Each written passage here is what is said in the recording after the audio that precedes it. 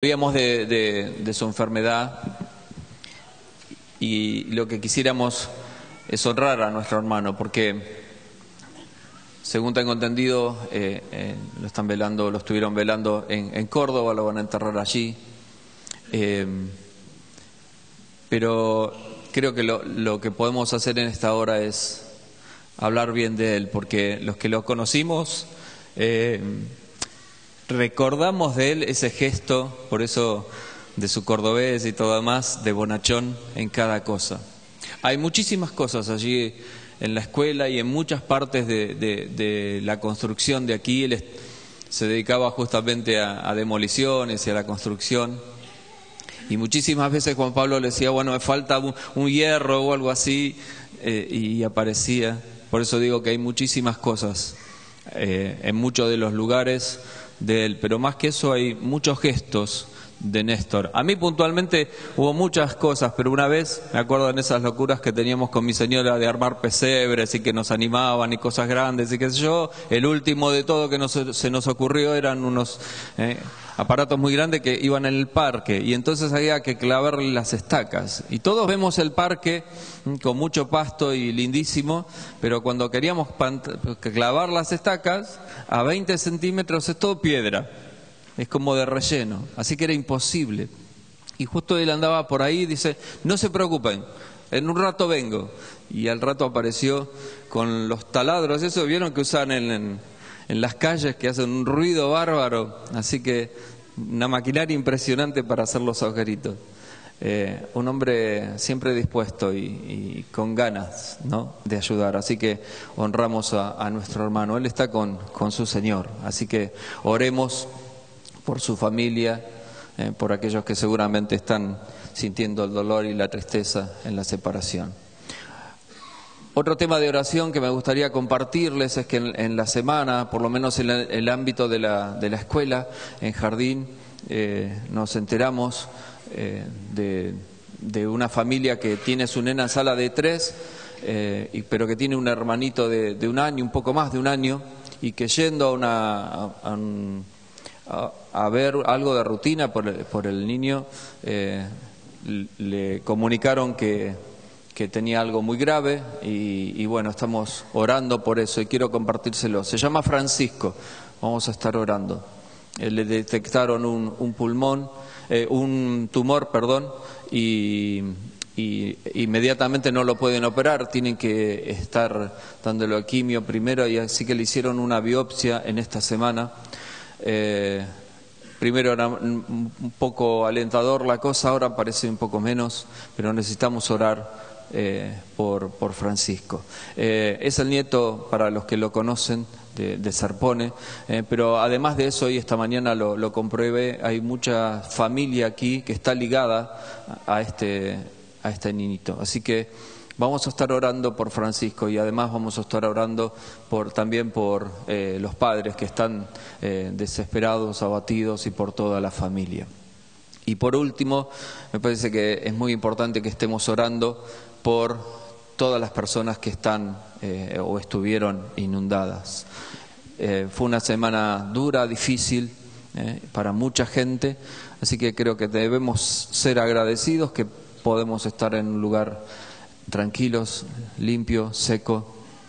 Hoy en día todavía hay gente que no lo está.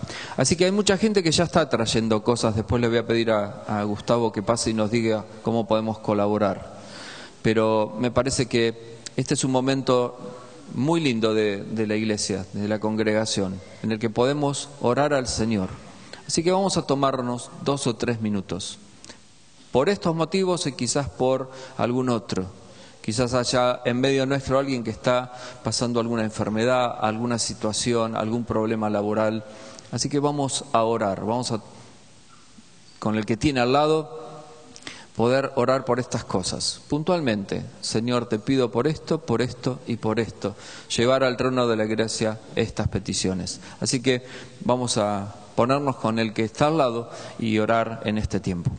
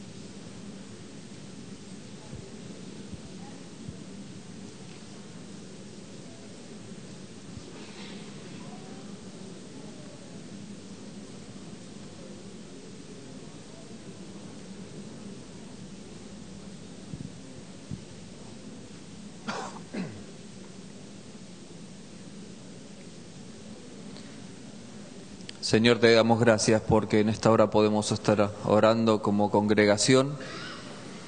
Sobre todo te damos gracias que tenemos a quien recurrir y tenemos la seguridad de tu promesa, de que tu oído está atento a aquellas cosas que te decimos.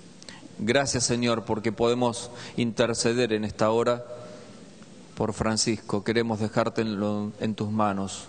Queremos seguir orando, Señor, por los familiares de Néstor Colombo, por su dolor, su tristeza, para que pongas paz en su corazón y puntualmente, Señor, queremos dejar en tus manos a todos aquellos que con todo lo que pasaron en la semana por las inundaciones, vos estés obrando de acuerdo a tu voluntad.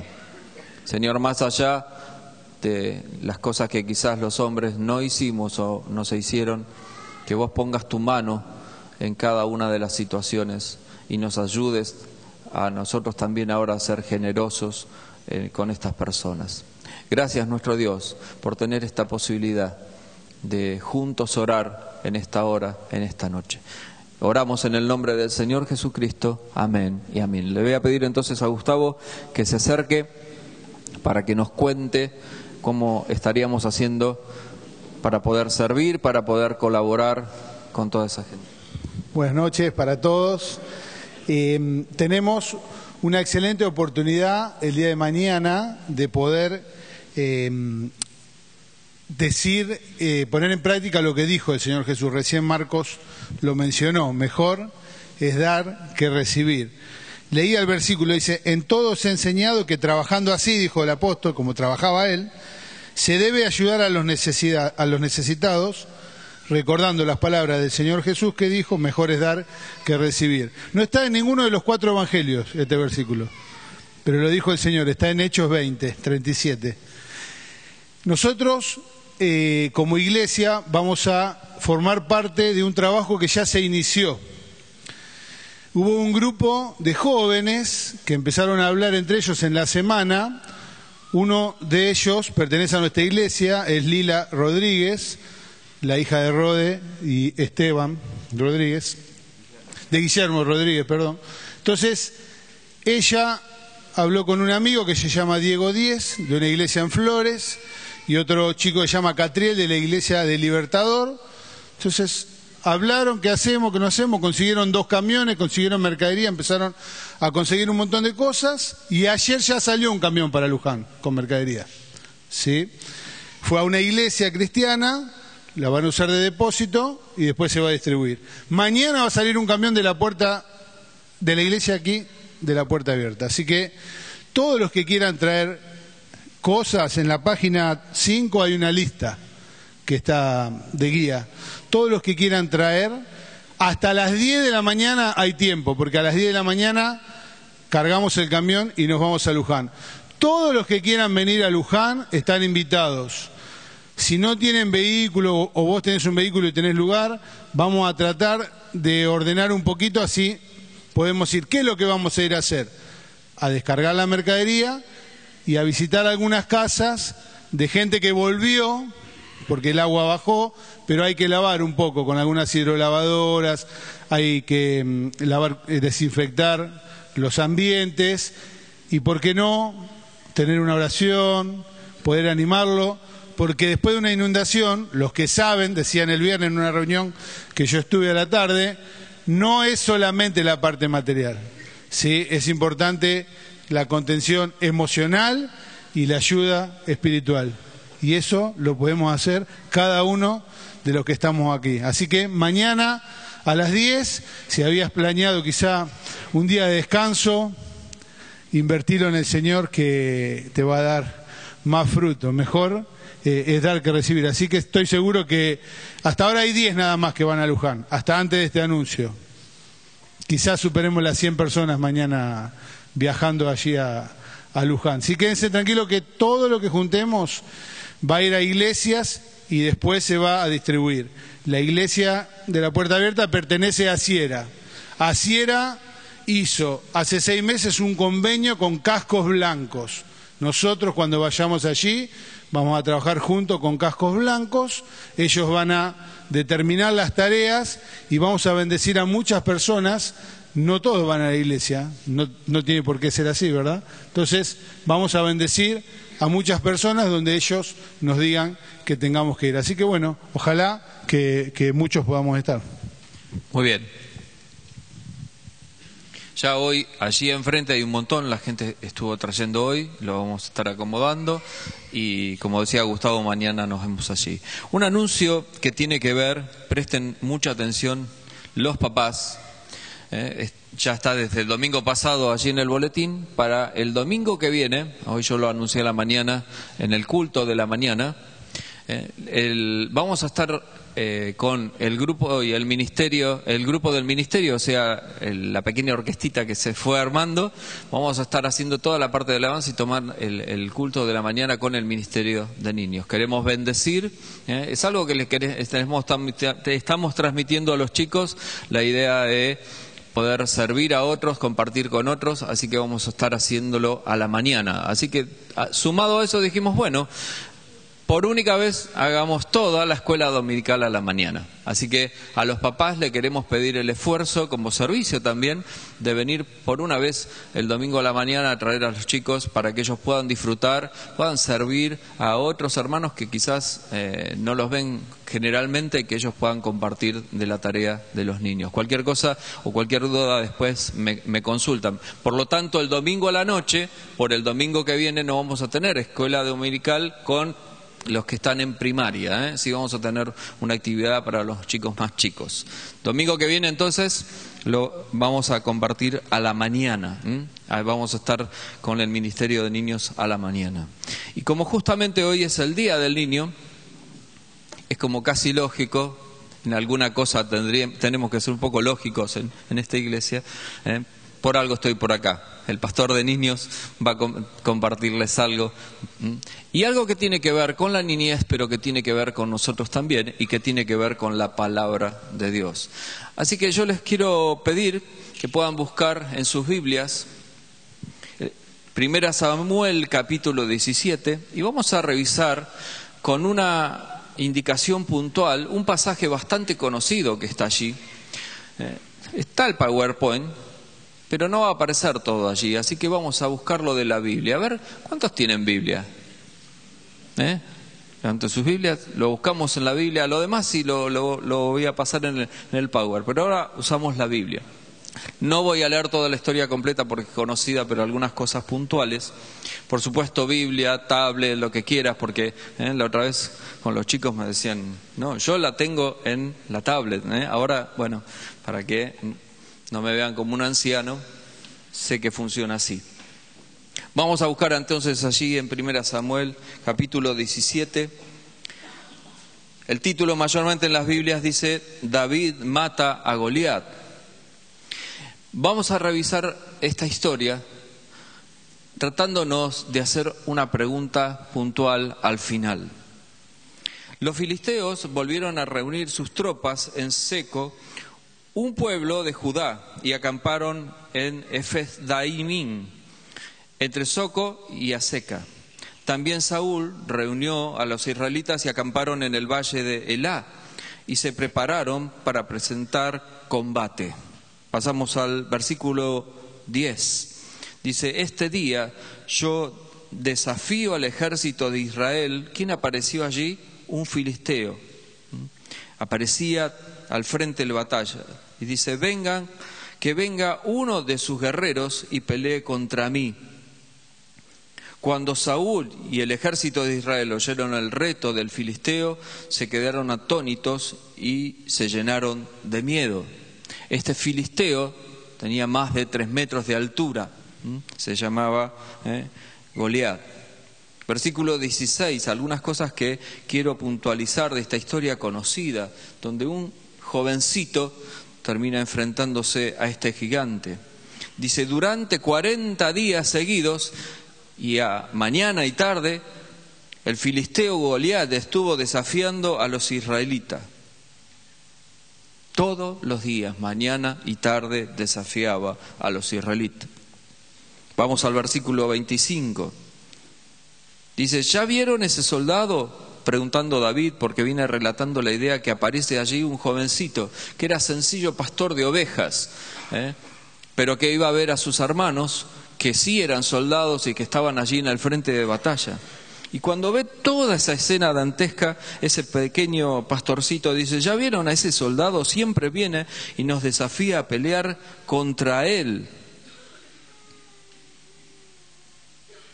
Un niño se fija en esto, un jovencito se fija en esta situación. ¿Qué pasa más adelante? Versículo 32, entonces David le dijo a Saúl, después de que le mostraron cómo era ese gigante y todo lo demás, que no se desanime nadie por causa de ese filisteo. Este siervo tuyo irá a pelear contra él.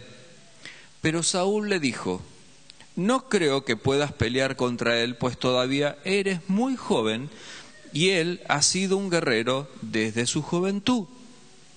Cosas que me llaman la atención. Sigue todo el relato allí, le plantean a David, que David le dice, yo he peleado contra las fieras porque defendía a las ovejas de las fieras, yo puedo hacerlo.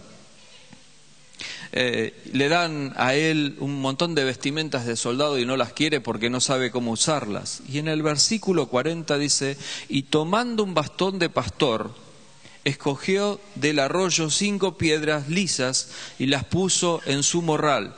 Luego tomó su honda y fue al encuentro del filisteo, que también se encaminó hacia David, precedido de su escudero. Y cuando el filisteo vio a David, lo miró y con desprecio, con mucho desprecio, pues este era un jovencito rubio y bien parecido. Entonces el filisteo le gritó a David, ¿soy acaso un perro para que vengas a darme de palos? Y maldijo a David en nombre de sus dioses y lo amenazó. Ven acá, que contigo voy a alimentar a las aves de rapiña y a los animales salvajes.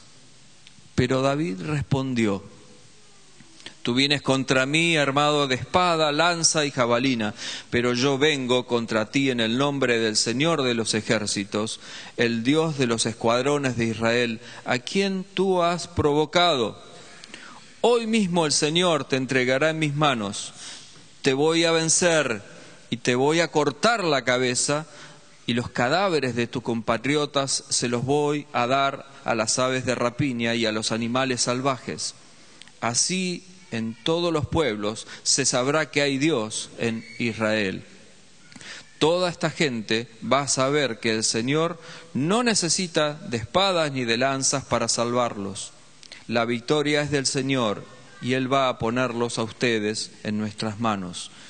Y cuando el poderoso filisteo se encaminó para encontrarse con David, este rápidamente se colocó en línea de combate frente al filisteo y metió su mano en el morral y sacando una piedra la colocó en su honda y la arrojó con fuerza al filisteo. La piedra se incrustó en la frente de Goliat y éste cayó con la cara al suelo. Así fue como David venció al filisteo, con una honda y una piedra. Lo hirió de muerte sin necesidad de usar la espada. Luego corrió y desenvainó la espada del filisteo y se subió sobre él para matarlo y finalmente le cortó la cabeza. La pregunta que quiero hacerles y que nos podamos responder entre todos, de muchas cosas que aparecen en esta historia, la pregunta ¿es lógico esto que pasó? ¿Era lógico? ¿Era lógico tanto tiempo? Sí, ya de por sí no era lógico pensar hoy en día de un tipo de 3 metros y pico, ya no había lógica en eso. Pero a donde quiero enfocarme, y la pregunta a la que voy es, ¿cuál era la lógica en realidad? Que los adultos de ese tiempo que estaban allí, que los soldados que estaban preparados para pelear, se enfrentaran a ese soldado. como leímos, dice que todos estaban por 40 días muertos de miedo. Por eso una de las cosas que más me llama la atención, de las muchas que me llaman la atención de esta historia, es que hay algo que sobresale, que es la ilógica de que un jovencito, un niño, pastorcito de ovejas, no preparado, nunca había ido a la batalla, sea el que, puesto en las manos de Dios, libre el combate y venza al gigante. No es lógico, no suena lógico. Por eso me gustaría que, con la idea de esta historia, podamos plantearnos algunas cosas y preguntarnos algunas cosas sobre la niñez en estos tiempos. Hay un hermano muy querido que ha escrito un libro, se llama Adrián Intrieri, y algunas de las ideas que voy a compartir tienen que ver con eso, pero una palabra puntual que es la que vamos a usar. ¿Te suena la palabra pertinencia? A ver las caras. Esta mañana hice lo mismo y algunos. ¿Te suena a qué se refiere la palabra pertinencia? Vamos a repasar un poquito eso, lo que es pertinente. Lo que es pertinente. Adrián Intrieri, en un libro que se llama La invasión de la eterna adolescencia, la invasión de los eternos adolescentes, introduce esta palabra, la pertinencia de las cosas. Por eso no me suena lógico en esta situación lo que pasó allí en esa historia. ¿Era pertinente que esto pasara? ¿Era lógico? Miren, para Dios hay muchas cosas que deja marcada claramente. Hay otro incidente allí, si quieren, lo podemos revisar, con relación a otra historia que tiene que ver con Agar e Ismael. Y quiero leer un solo versículo para que nos demos cuenta cómo Dios piensa en relación a las cosas lógicas y las cosas que suceden, o no, y cómo Él está presente. Génesis 21:18 dice: vamos, levanta al niño y sosténlo de la mano, porque yo haré de él una gran nación. ¿Cuál era el contexto de la historia? Agar era la sirvienta, había tenido un hijo. ¿Cuál era la idea? Que fuera desechado ese hijo, que lo mataran. Sin embargo, Dios interviene. ¿Y qué le dice a esa madre? Toma al niño de la mano, que yo voy a hacer de él una gran nación. Estaba repasando esta semana un montón de incidentes con relación a los niños que cita la Biblia. Y en el Antiguo Testamento constantemente se nombra que la costumbre de los pueblos que hacían guerras con otros pueblos, mayormente reyes que vencían, ¿qué hacían con los niños? Si lo leíste alguna vez, seguramente te duele tanto como a mí. Mayormente la costumbre era terminar tirándolo contra las piedras, estampándolo contra las piedras o contra el suelo. Esa era la forma del tratamiento que se le daba a los niños en las situaciones de guerra. Aquel que vencía destruía la descendencia. Esto era una costumbre para los pueblos. Así que esta frase y esto que Dios le dice a Agar está puesto en ese contexto. Porque lo que tenía en mente Agar era que seguramente iban a tomar a ese niño y seguramente lo iban a destruir. Sin embargo, Dios escucha e interviene. Y esto es algo que yo tengo muy claro en mi corazón, lo hemos visto muchísimas veces, como Dios no está ausente de lo que pasa con muchos niños, abandonados, dejados, ¿sí?, con cosas que le pasan ilógicas hoy en día. Dios sabe. Y cuando escucha el clamor de un niño, Dios actúa. Y en este caso deja claro algo, que hay cosas que deben ser pertinentes o que deben ser lógicas para hacer. ¿Qué le pide a esa madre? Que lo tome de la mano, ¿sí?, que lo sostenga con su mano. Sosténlo de tu mano. Yo voy a hacer de él una gran nación.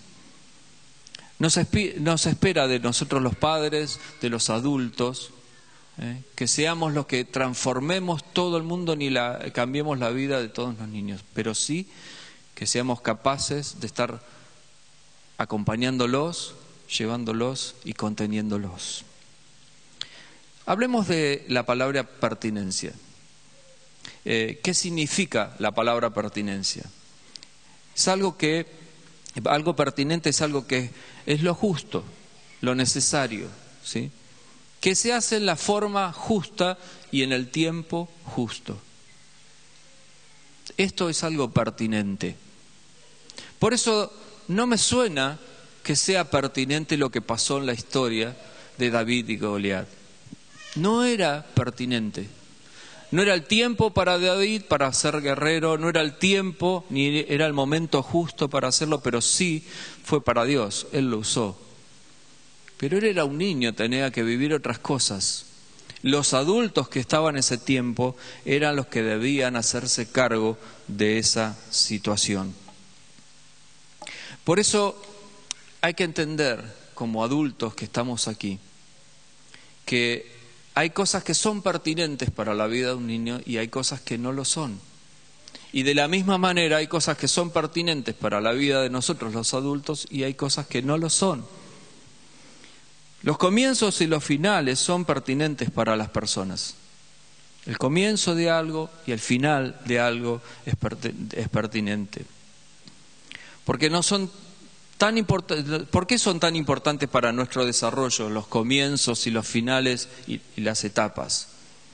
Por supuesto, me viene a la mente ahora, Eclesiastés dice claramente que todo tiene su tiempo. Hay tiempo para todo debajo del sol.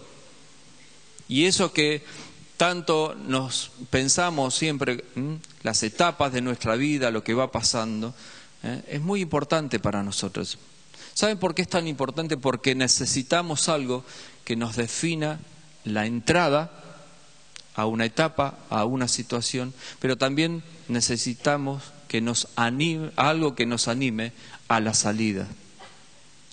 Hay cosas en las cuales no podemos permanecer siempre. Y debe haber algo en nuestro interior también que nos anime a no quedarnos estancados en esas cosas. Por eso también es importante que haya algo que nos anime a salir de eso. Algo que construya los parámetros del tiempo que debemos permanecer y cuándo es el tiempo, ¿sí?, de justo y necesario para salir. El tiempo pertinente, el tiempo justo. Ahora, vamos a revisar 3 cosas nada más, porque si yo me embalo, ustedes saben que estamos toda la noche, pero 3 cosas que son pertinentes en la vida del niño. 3 cosas. Si pasás a la siguiente, la omnipotencia infantil, la fantasía infantil, la fusión o dependencia en la infancia. Cortito, voy a tratar de ser lo más breve posible, se puede hablar mucho de esto, pero para ayudarnos entre todos. Aquí hay padres, madres, tíos, abuelos, todos intervenimos en la vida de los que están creciendo. La primera, entonces, la omnipotencia infantil. Es una característica sobresaliente en la vida del niño, ¿sí? El niño cree que todo lo puede y su lógica es que nada es imposible. ¿Conoces algún chico así? ¿Sí? Todo lo merece, todo lo debe tener, todo es para él, todo lo debe recibir. ¿Cuáles son las frases en general de los chicos? Yo quiero, yo lo merezco, yo lo necesito. Y a nosotros nos suena como, este chico, ¿qué le pasa? Y hasta creemos que eso es algo que no debe ser así. Bueno, vengo a traerle malas noticias, ¿sí? La idea es que necesita el niño ser alguien omnipotente. La omnipotencia infantil es sumamente necesaria para el sano crecimiento del niño. Nos incomoda, no nos gusta, pero ¿saben qué? Es sumamente necesaria para el desarrollo de él. Que todo el día estén diciendo, yo lo quiero, yo lo voy a hacer, no me importa. ¿Te suenan esas cosas? Es porque es pertinente. que lo esté haciendo en esa edad. Es lo que le permite sentirse seguro y darle la posibilidad de arriesgarse a conocer y a descubrir el mundo. Esa omnipotencia que tiene. Un niño que no es omnipotente, no se siente omnipotente en su infancia, es un niño temeroso, ¿sí? Y le resulta difícil poder crecer. Lo necesita. Nosotros no lo entendemos, pero ¿sabés qué? Vos y yo cuando éramos niños sentíamos lo mismo. Esto, por suerte o por lógica, deberá ser transformado en algún momento, porque no es lógico, no es pertinente que toda la vida se sienta omnipotente. Debe ser transformado. Por eso el niño, a medida que crece, se enfrenta con que no es tan poderoso. Por ejemplo, va encontrando situaciones que no las puede superar.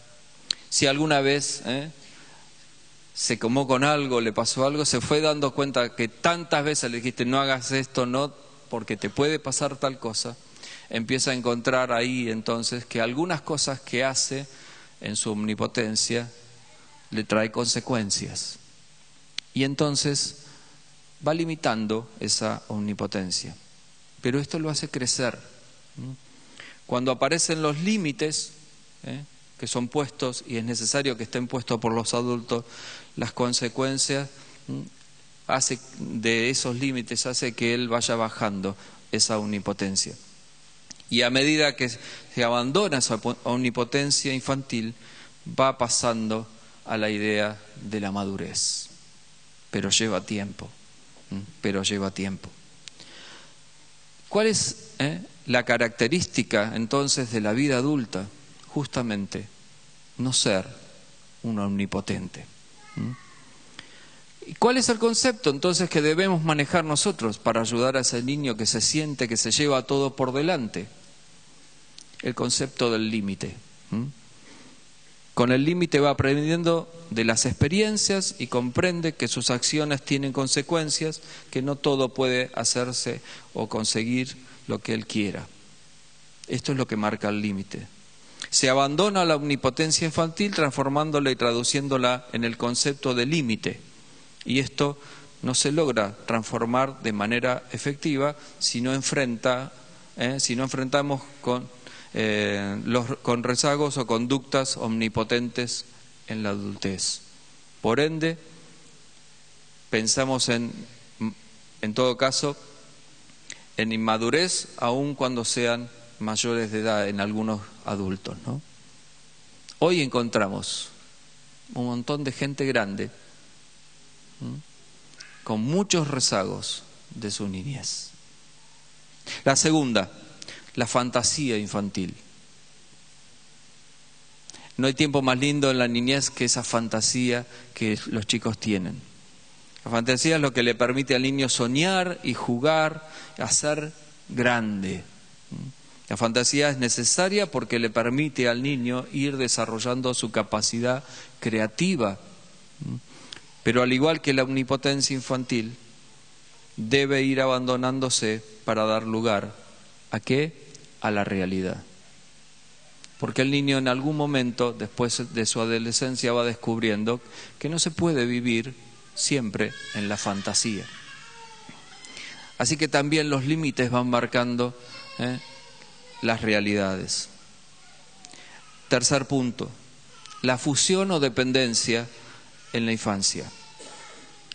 Es el estado justamente donde el niño se siente uno solo con la madre. A ver, lo explico de esta manera, pongo un ejemplo práctico que a mí me sirvió mucho. Si vos tenés muchas frutas, lo conocemos como ensalada de fruta, eso, ¿sí? Cortadas, en distintas formas vos vas a encontrar y identificar cada una de esas frutas. Ahora, si todo eso vos lo pones en una licuadora y lo licuás, ¿podés identificar qué fruta es cada una a la vista? No, se ha fusionado. Cuando los niños nacen con la idea de esa fusión con su madre, con el entorno, con quien los cuida.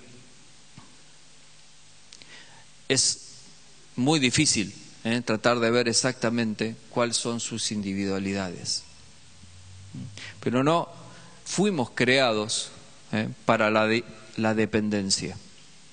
Es lógico, es pertinente que el niño tenga esa idea de fusión con su madre y con todo su entorno, y que todo el tiempo esté dependiendo de otros. Pero Dios nos deja claro en toda la palabra que Él no nos creó como para llegar a adultos con esa misma intención, de estar dependiendo de otros. Por esto la idea es que no fuimos creados para la dependencia, porque esto significaría que estaríamos sujetos a los demás y no podríamos hacer nada por nuestra propia cuenta. Se espera entonces, que a medida que se abandona el estado de fusión o de dependencia a través de los límites, también el niño pueda, traspasando su adolescencia, ir creciendo y aprendiendo a valerse por su propia cuesta. Y llegar a la adultez, ¿de qué forma? Siendo alguien autónomo, que pueda tomar sus decisiones y que no tenga que estar dependiendo de todo el mundo. ¿Por qué varias veces nombré lo de los límites? Porque son esenciales.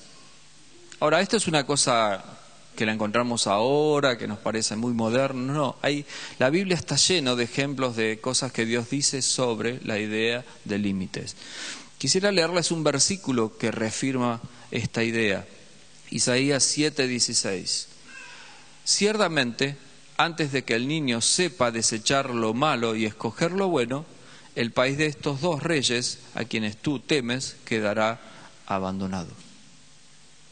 Tiene que ver con todo un entorno y todo lo demás, pero fíjense que acá deja claro Dios, como en tantos otros pasajes, que Dios tiene en mente la idea de los límites. Antes de que el niño sepa desechar lo malo y escoger lo bueno. ¿Qué es eso? Los límites que le vamos poniendo para que se dé cuenta que es malo y que es bueno. Si no ponemos límites, para el chico todo es bueno.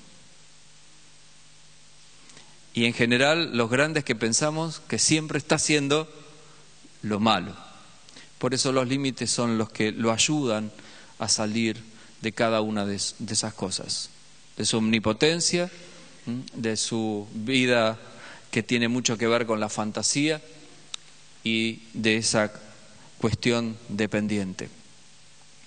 Me gustaría ahora dejar un poco a los niños y, teniendo en base esto, hablar de nosotros, de los adultos, que podamos con esa mirada entender algunas cosas. La adultez debería ser asimétrica a lo de un niño. ¿Qué es algo asimétrico? Algo totalmente distinto. La adultez debería ser asimétrica a la vida de un niño y a la de un adolescente. Debemos ser adultos ¿qué? Pertinentes. Y como revisamos algunas cosas de lo que es pertinente para la vida de un niño, me gustaría que podamos con ese mismo parámetro pensar en qué es pertinente, qué es lo justo, cuándo es el tiempo, qué es lo necesario, qué se espera de un adulto. ¿Para qué? Para que justamente nuestros hijos puedan tener buenos ejemplos y construir un desarrollo sano hasta llegar también ellos a la adultez y tener una adultez pertinente. Hice un pequeño cuadrito comparativo, si me pasás a la siguiente. La lógica es, o lo pertinente es que de la omnipotencia infantil se pase al límite y a la responsabilidad adulta. De la fantasía a la realidad.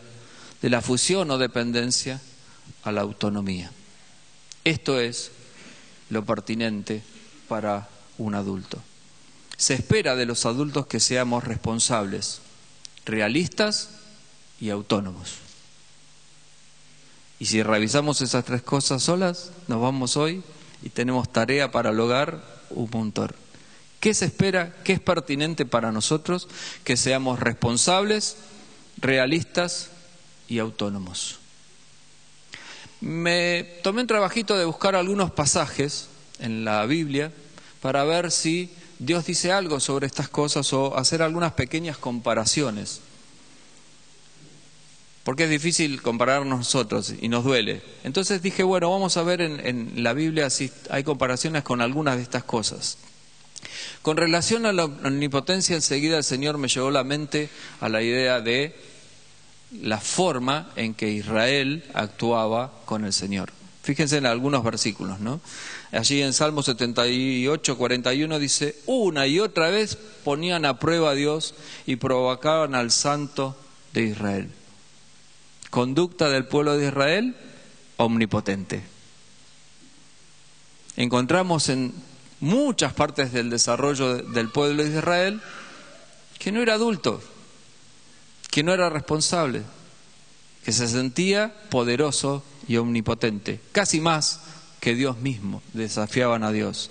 Fíjese lo que dice Jeremías 5:11, dice, con grande desfachatez se rebelaron contra mí la casa de Israel y la casa de Judá. Palabra del Señor. Con gran desfachatez, como hacen mayormente los niños que con gran desfachatez te enfrentan, Israel mismo hacía esto con Dios. Ezequiel 3:7 dice, pero el pueblo de Israel no va a querer escucharte porque no quiere escucharme a mí, pues todo el pueblo de Israel es de cabeza dura y de corazón obstinado. ¿Te encontraste por ahí algún adulto? ¿Conoces a algún adulto? Cabeza dura y de corazón obstinado, que se siente omnipotente para todo. En general, tratamos de hacer estas cosas mirando a los demás. Yo quiero hacer una aclaración que la hago siempre con los chicos. Cuando vos señalás a otro así, hay 3 dedos que te apuntan a vos. 1 apunta al otro y 3 te apuntan a vos. Así que ojo con señalar al otro. Muy bien. Con relación a la realidad y la fantasía, allí me fue a la mente a 1 Crónicas 29:1, dice que el rey David le dijo a toda la asamblea, Dios ha escogido a mi hijo Salomón, pero él es todavía un niño tierno de edad y la obra es demasiado grande. Esta casa no es para un hombre, sino para el Dios el Señor. Ustedes saben que en un momento el Señor le dijo a David que él tenía la buena intención, pero sin embargo le dijo claramente, vos no vas a ser quien construyas el templo, va a ser tu hijo. Pero era muy niño. Y con la fantasía de un niño se imaginan lo que hubiera hecho del templo del Señor en esa época. Salomón lo hubiera decorado todo de chicles y de otras cosas, hubiera puesto en la entrada un McDonald's donde sirvan hamburguesas, lo que haría un niño. Así que no era lógico, porque un niño vive en la fantasía. Pero lo que me llama la atención de este pasaje es lo que sí hizo David, su padre. Si quieren, búsquenlo, porque dice que lo que David hizo fue preparar todo lo posible para que después su hijo pudiera construir, cuando fuera grande y se fuera adulto, el templo. Le preparó todo lo necesario. Entendió que no era el tiempo todavía de su hijo, pero entendió esto de que tenía que hacer todo lo posible y necesario para que cuando él fuera adulto lo lograra. Así que David, en vez de ponerse en yo era el rey, ¿por qué no me dejaron a mí? Como adultos nos ponemos y queremos que nos pase a nosotros, tenemos que entender que a veces no nos corresponde a nosotros y quizás sea nuestra descendencia que lo haga. ¿Nos vamos a quedar con la bronca de no hacerlo? No. Tratemos de ayudar a los que vienen atrás a que logren inclusive lo que nosotros no pudimos lograr. Y con relación a la fusión o a la dependencia, 2 textos. Allí en el Salmo 131:2 dice, me porto con mesura y en sosiego, como un niño recién amamantado, soy como un niño recién amamantado que está en brazos de su madre. Fíjense cómo está la idea que tiene Dios de esta idea de la fusión. Y acá me llama la atención porque nos invita a nosotros los adultos en algunos momentos a ir a la memoria y a sentirnos como un niño, pero no ser inmaduros como niño. Y hay otro versículo en 1 Corintios 13:11 que dice: cuando yo era niño, mi manera de hablar y de pensar y de razonar era la de un niño, pero cuando llegué a ser hombre, dejé atrás las cuestiones típicas de un niño. Abandonar la fusión, ser autónomo. Cuando yo era niño, razonaba como un niño, pero ¿qué es lo que Dios nos pide? Que podamos razonar como debe razonar un adulto, dejar atrás esas cuestiones. Muchas de estas características en los adultos de hoy son por no haber pasado, en todo caso, por el trayecto de la adolescencia y por la niñez y adolescentes pertinentemente y no haber hecho claramente los duelos de esa niñez. Quiero mencionar simplemente 3 cosas para no confundirlos demasiado. Yo me anoté acá, tengo anotado decir, hay muchos autores hoy que no hablan de un camino de traspaso en la adolescencia. Hoy muchos lo mencionan como una autopista, la adolescencia, el traspaso, porque es tan complejo, pero permite llegar a la idea de la adultez. ¿Cuáles son los duelos que sí o sí los adultos tenemos que haber hecho para poder llegar a ser los adultos que Dios quiere? Los menciono rápidamente, cada uno toma lo necesario. Lo primero es la pérdida del cuerpo infantil para la comprensión y cuidado de un cuerpo adulto. Y la verdad que con el bombardeo que hay hoy en día y todo lo que se ve y todo lo demás, constantemente vemos a adultos que quieren seguir teniendo físico de alguien de 15. Pero yo no. Si no se hacen esos duelos, se pagan las consecuencias. Es todo algo que es necesario, algo que va a pasar. Necesitamos dejar atrás, ¿sí? Tener esa idea en la mente. El segundo duelo tiene que ver con la pérdida del rol infantil, del comportamientos maduros y responsables. Sí o sí necesitamos hacer duelo para dejar ese rol de niño. Yo sé que muchos de los que me saludaron hoy cuando entré, no les va a gustar lo que les voy a decir, que muchos de ustedes me dijeron, todos tenemos un niño en el corazón. Muy linda frase, mientras sea una frase de acá para afuera, pero si lo sentís internamente, es un caos. Se necesita hacer ese duelo para tener comportamientos maduros. El tercero tiene que ver con la caída de los padres idealizados y la construcción de su propia opinión.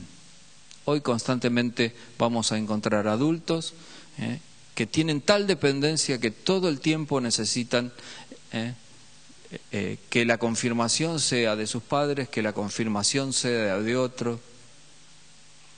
Hay cosas que hay que cerrarlas. Esto es duelo. ¿Sí? Hay un momento donde Dios nos permite, y por eso la adolescencia tiene con eso.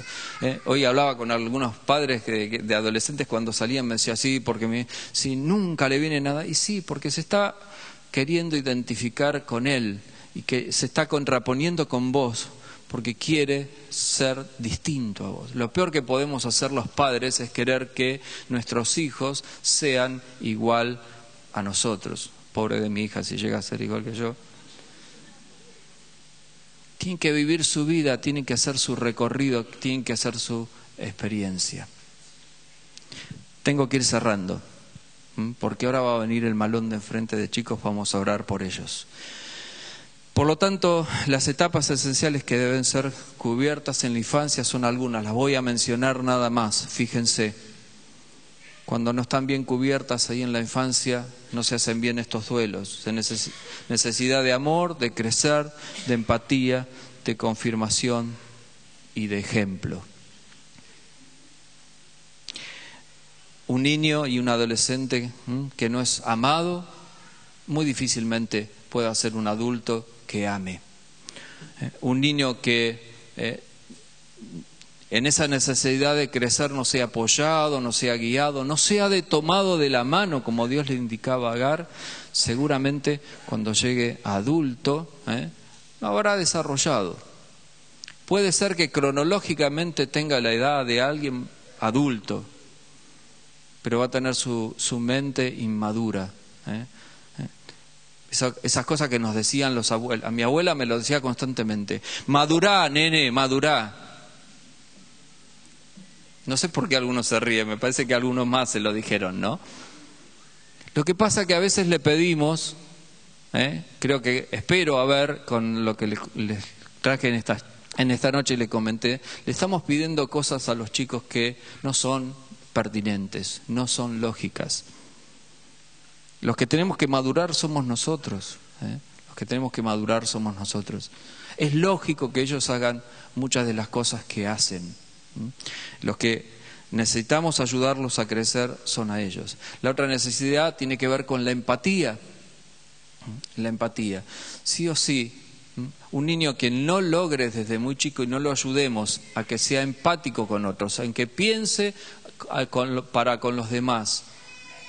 De por sí son egoístas, pero si no los ayudamos a que pueda pensar en el otro, va a llegar adulto y va a ser un egoísta. Otra vez te pregunto, ¿te rodean adultos egoístas que se creen que son el ombligo del mundo? Y esto yo lo escucho todo el tiempo con los niños. Este nene se cree que es el ombligo del mundo. Y a veces miro a los grandes, ¿y vos qué te crees? ¿Y yo qué me creo muchas veces? El centro de todas las cosas. Empatía, poder ver al otro con sus necesidades. Claro, hay una presión tan fuerte hoy en día para ellos, en que sean más egoístas de lo que deben ser. Y entonces no pueden mirar al otro.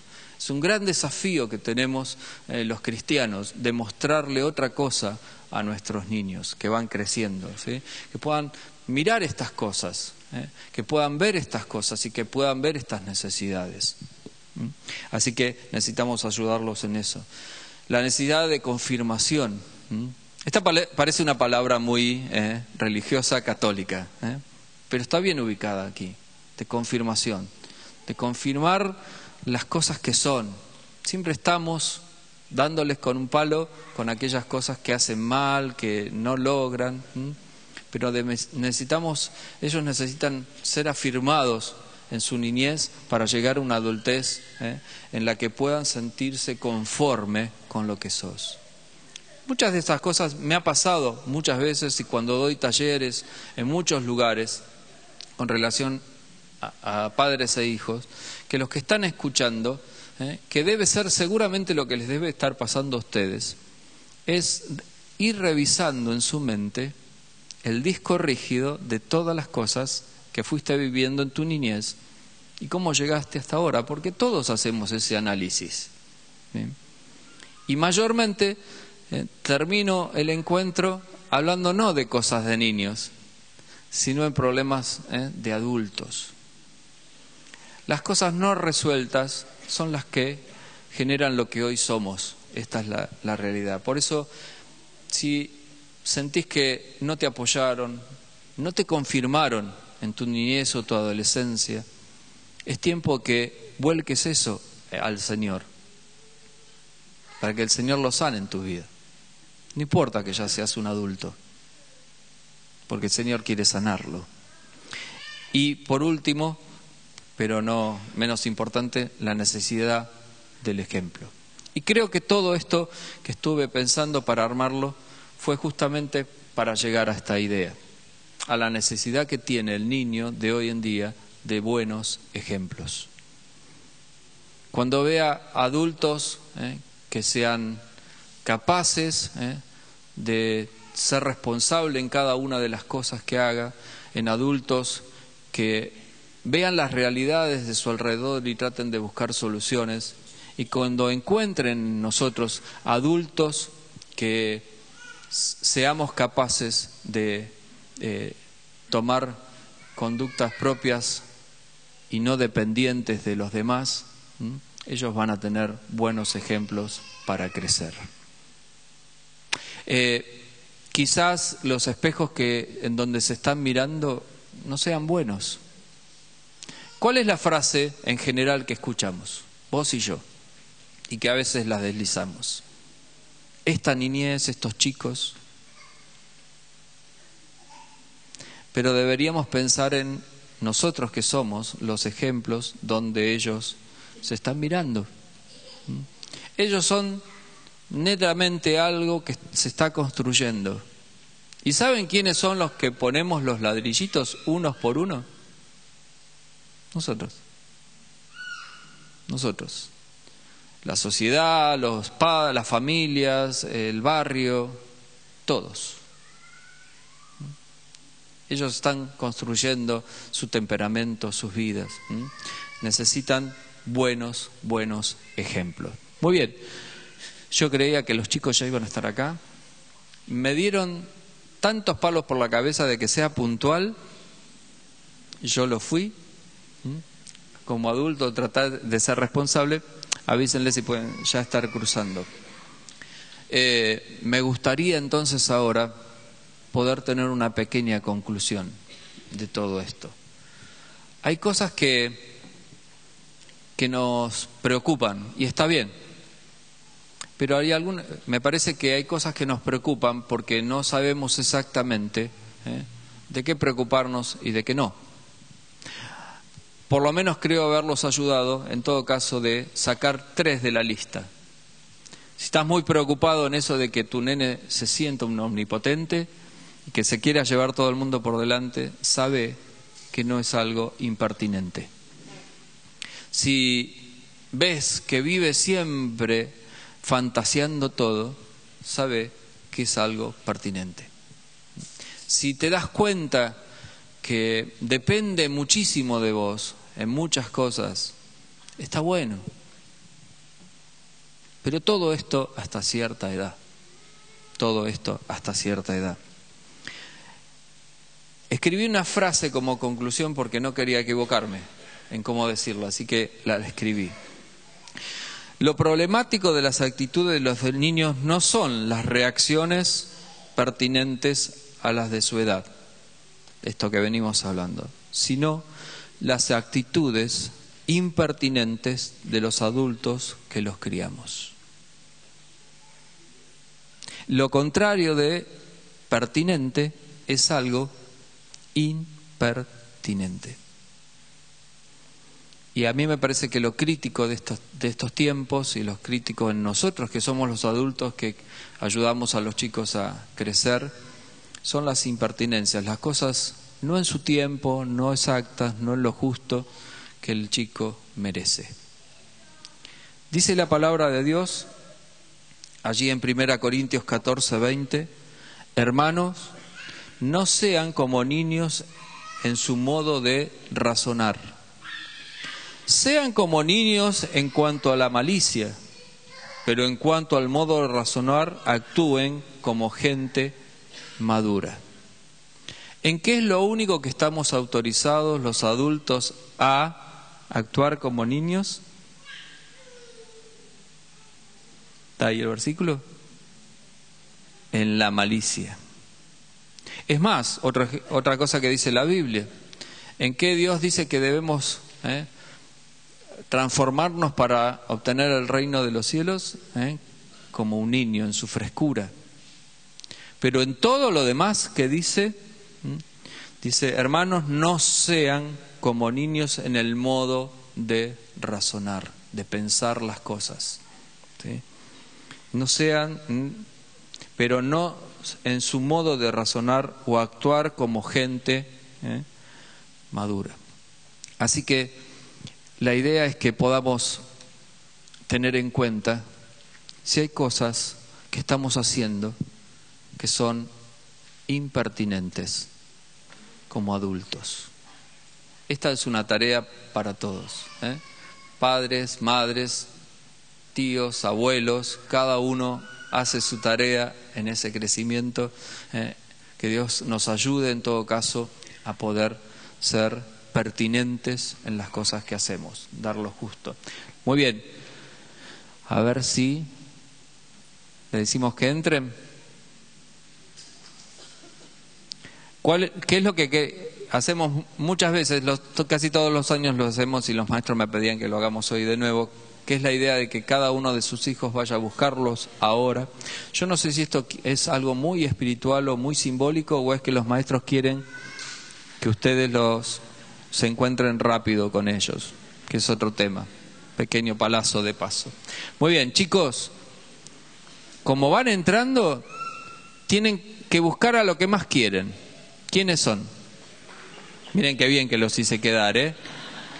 Muy bien. Los vas a buscar.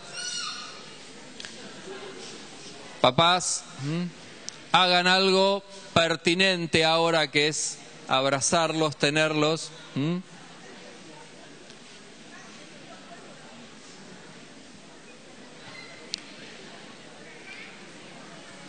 ¿Faltan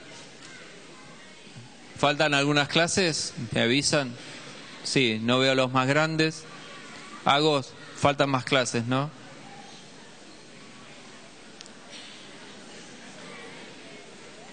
Muy bien. Recuerden, paso de nuevo el dato, antes de orar y bendecirlos en oración junto con sus padres. Domingo que viene, entonces, papás, acordate de traerlos a las 10 de la mañana en punto, así podemos compartir con el grupo de la mañana. Los chicos que van entrando buscan a sus papás, los ubican. No es aconsejable terminar un culto así tan... Pero ellos, imagínense... ¿Sería pertinente que yo les hubiera dicho, entren en silencio? No, no es pertinente. Creo que estamos. Ahí vienen. No, tenemos una clase más. Un segundito más. Vamos a buscar a los papis. ¿Con quién vinieron? Quizá vinieron con algún abuelo. Recuerden también estemos orando por el grupo del coro. Me había olvidado que está en Rosario, estuvo en Rosario cantando, para que el Señor los traiga con bien también. Bueno, ahí van llegando los más grandes.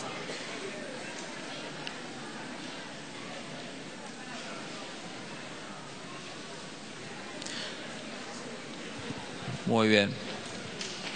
Ha cambiado el clima totalmente. De las caras tensas que veía hace 10 minutos de lo que yo venía hablando, a esto más distendido de tener a los niños con nosotros. Vamos a hacer lo siguiente. Nos vamos a poner todos de pie. Jardín no llegó todavía, bueno, pero necesitamos cerrar. No puede. Sí, está bien, lo pasa. Jardín, entonces lo van a buscar después allá. Vamos a orar. Si tenés a tu hijo, tu hija allí, dale un fuerte abrazo. Miren, más que muchos regalos, que son lindos, y ellos quieren recibir juguetes, regalos y un montón de cosas, ¿no? Mientras se van acomodando, digo algo, me matan las propagandas de último momento. La peor que vi de último momento es la del padre de Musimundo, que le hace la casita en el árbol. ¿La vieron? ¿Quién no quiso tener una casita en el árbol cuando era chiquito? Y los nenes que le dicen, papá, le falta algo. Y lo que me mata es la cara del padre, ahí como destruido, abatido, como diciendo, ¿qué hice de mal? ¿Qué le falta? La tablet. ¿Y cómo termina la propaganda? Es lo más terrible todavía. Que van a Musimundo y traen la tablet y todo demás y lo colocan en la casita del árbol. Me parece que hay cosas más importantes, ¿no? Y por eso creo que lo que compartimos hoy tiene que ver con darle el mejor de los regalos que le podés dar a tus hijos, que es hacer cosas pertinentes. Vamos a orar, cerramos los ojos, le pido a los chicos, hacemos un poquito de silencio. Y si no tenés hijos aquí y pensás en los que ya crecieron y todo lo demás, extendé tu mano hacia aquellos que son niños todavía para bendecirlos.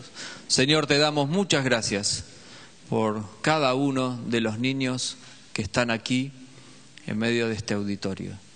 Gracias por todas las familias que conforman esta congregación. Y gracias por la bendición enorme que es haberle dado hijos a tantas familias. Queremos bendecirlos en tu nombre en esta hora. Que así como ha llamado la sociedad este día del niño, puedan sentirse hoy alegres, sabiendo que es su día, pero que los grandes, los que los cuidamos, podamos sentir, Señor, que somos responsables de ellos cada día de todo el año. Que seamos responsables, que podamos ser pertinentes en cada una de las decisiones que tomemos para con ellos.